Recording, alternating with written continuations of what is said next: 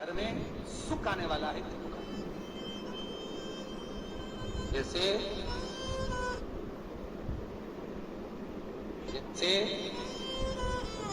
शनि अपना प्रकोप दे रहा है या शनि उतर रहा है, ये किसी से पूछने की जरूरत नहीं पड़ती, अपने आप मालूम पड़ता है। कैसे? शनि कथा अगर आपने सुनी हो तो उसमें व्याख्यान आता है शनि कथा में, पांव की चप्पल बार बार टूट रही हो, कमर से नीचे जो वस्त्र पहने हो वो फट रहे हो, कहीं पजामा है, धोती है, आदि वस्त्र हैं, कपड़े हैं, वो अपने आप फट, आज के जमाने में तो फटे फटाए पहनते हैं लोग फैशन, उसकी गारंटी नहीं है, उसका वर्णन नहीं करा। जब पहनते हम समझ जाते हैं तो शनि तो ऑलरेडी लगा ही हुआ। जब उनका घुटना घुटनी सब फटा हुआ दिखता है तो उसमें लग जाता है कि शनि पहले से लग गया बापड़ा, उनके पहने से तो बात पड़े। शनि का नियम है, शनि कथा कहती है पांव की चप्पल बार बार टूट रही हो, घिस रही हो, बत्ती टूट रही हो, कुछ कर रही हो, और अगर कमर से नीचे जो वस्त्र पहने हो वो अपने आप फट रहे हो, समझ ले कि शनि पांव से प्रवेश कर रहा, मतलब अपनी प्रखरता शनि दिखा रहा। किसी मंदिर में गए महाराज और वहां जाने पर चप्पल चली गई तो समझ लेना शनि की कुदृष्टि अब पड़ना बंद होना चालू हो। कितना सुंदरता है महाराज। जूता चप्पल आज के जमाने में तो फैशन हो गई साहब, घर की चप्पल अलग होती है, बाहर की चप्पल होती है। लोग घर में चप्पल किचन तक में पहन के जाते हैं। अरे पानी ले जाओ सीओर से, रसोई घर में लोग चप्पल पहन कर जाते हैं, जहां भगवान का प्रसाद बन रहा है, जहां अन्नपूर्णा निवास कर रही है, और पूछो तो किचन की चप्पल है तो माथे में रख लो।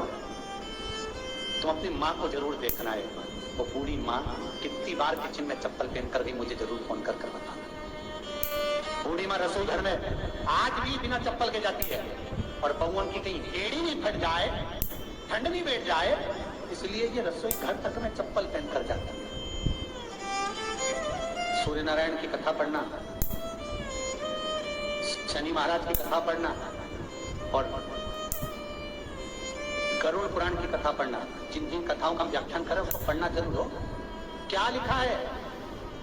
घर के अंदर जब चप्पल जाती है, रोग, बीमारी, कष्ट, तकलीफ चालू हो जाती है।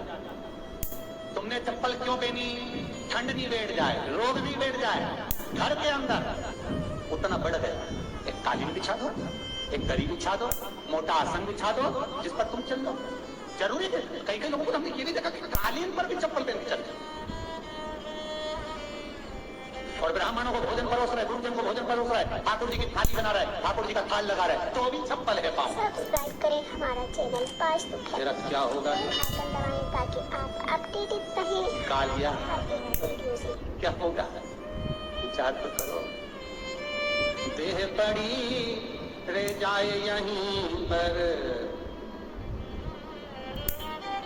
तुंडल और नचना क्या हरि नाम नहीं तो जीना। हमारे हर एक वीडियो से अभी भी सुधर जाओ रे, अभी भी सुधर जाओ, नहीं सुधरो तो सिधर जाओ रे, या तो सुधरो नहीं तो सिधरो, थोड़ा सुधरो।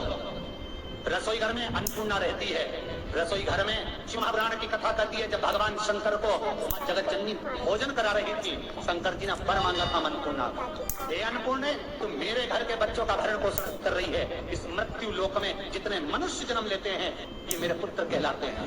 तो अन्नपूर्णा ने कहा चिंता मत करना भोलेनाथ, जिस जगह पर एक स्त्री, बेटी, कन्या या घर की बहू या बूढ़ी माँ भोजन बनाएगी, उस जगह पर मैं अन्नपूर्णा उसके शरीर में प्रवेश करूंगी। रसोई घर नहीं होगा, वो मेरा और तुम्हारा मंदिर कहलाएगा। अब मंदिर में चप्पल पहनकर भोजन का निर्माण करना ये श्रेष्ठता। एक आसन पर रख लो आप रसोई घर के अंदर, जिस आसन पर खड़े होकर आप भोजन बनाना, मोटा सा आसन रख लो, चप्पल की जरूरत ही नहीं। श्रीमद् भागवत कथा कर रही है, तुलसी का मात्र तो शनि अपनी दृष्टि बता देता है। शास्त्र कहता है जब घर के अंदर प्रवेश करने के, जब आप घर में प्रवेश करें तो कोने में चप्पल को उतार दें, बाहर से उतार दें, और साथ या 3 कदम के अंदर चप्पल उतर जाना चाहिए घर के अंदर, और उसके बाद अगर चप्पल अंदर प्रवेश कर रही है तो राहु केतु शनि के साथ प्रवेश करते हैं, जिसके घर में बीमारी कभी पीछा नहीं छोड़ती। शनि कथा सूर्य की कथा का स्मरण करिए, आपको मालूम पहचान हो जाता है। हमारा तुलसी बता देती है कि आपके घर की दशा क्या है। बार बार जल डालने के बाद भी तुलसी सूख रही है, बार बार आप पूजन कर रहे हैं, पाठ कर रहे हैं, तो भी तुलसी के दल सूख रहे हैं। तुलसी बता देगी कि तुम्हारे घर में तकलीफ आने वाली है, कष्ट आने वाला है, सूख रही है। किसी ने जरूर कुछ ना कुछ ऐसा है इसमें घर में तकलीफ आएगी, तुमने लगाया फिर सूखी, फिर लगाया फिर।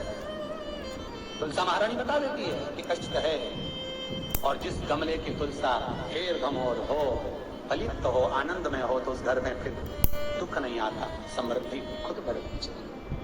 जिन शंकर भगवान को आप जल चढ़ाते हो, जिन ठाकुर जी से आप लाड लड़ाते हो, जिन भगवान कृष्ण का आप स्मरण करते हो, राधा रानी का नाम जाप करते हो, जिस परमात्मा का आप भजन कर रहे हो, कीर्तन कर रहे हो, नाम जाप कर रहे हो, नाम स्मरण कर रहे हो, उससे तुम्हारा एक संबंध होना चाहिए, एक रिश्तेदारी होना चाहिए। और उससे जब तुम्हारा कोई संबंध रहेगा, उससे जब तुम्हारी कोई रिश्तेदारी रहेगी, तो उस रिश्तेदारी में जैसे ही आपके प्राण छूटे, और छूटते से ही आप जब गए जाते ही आप कहोगे कि कृष्ण से मेरा ये संबंध है, वो मेरा पुत्र, वो मेरा भाई, वो मेरा बेटा, वो मेरा सगा, वो मेरा रिश्तेदार, वो मेरा कुटुंबी, वो मेरा पुत्र। जब कहोगे तो तुरंत प्रवेश हमारा भगवान से संबंध होना चाहिए। कई लोग भगवान को सवेरे से ध्यान बैठते हैं तो भगवान को बनी बनाई बात कहते हैं, ये पाठ कर लो, ये पाठ कर लो, ये पाठ कर लो, ये स्तुति कर लो, सारा बना बनाया। तुमने अपने दिल से कौन सी स्तुति गाई? तुमने अपने दिल से कौन सा भगवान को निवेदन करा, कौन सा नमन करा? बस सवेरे उठना है, नहाना है, भगवान के सामने जाना है, भगवान को नहलाना है, कपड़े पहनाना है, अगरबत्ती लगाना है, थोड़ा सा शक्कर का भोग लगाना। इतने सारे देवी देवता, शंकर जी, राम जी, गणेश जी, सारे देवता, और 2 खुरमा लेके, तो 1 बालूशाही लेके, 2 मठरी लेकर आ गए, 1 मठरी लेकर आ गए, और भगवान को इतनी सी कटोरी में रख।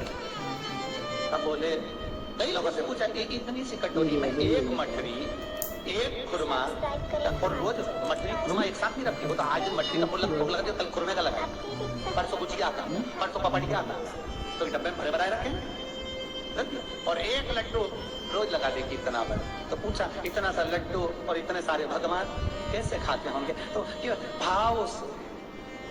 तो हमने कहा तुम भगवान को क्यों? बहुत दुख है गुरु जी, बहुत तकलीफ, इतनी तकलीफ, इतना कष्ट है जिसका वर्णन है।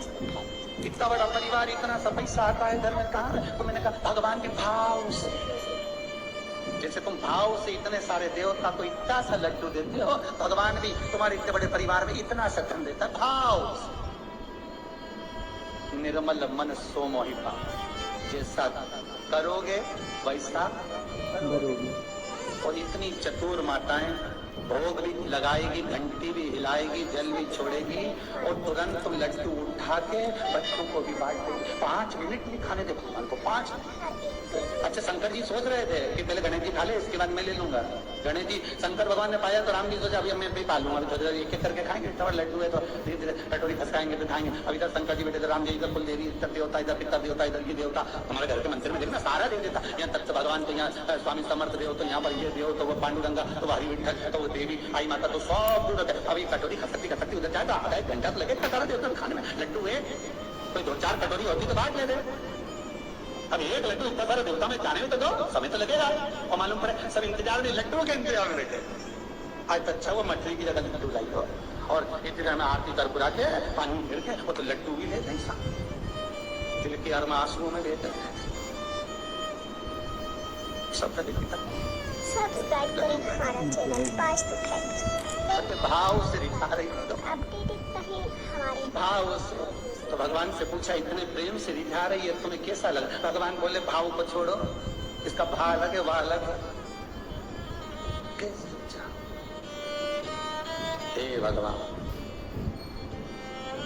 खूब प्रेम से रिझाने का प्रयास कर, निवेदन।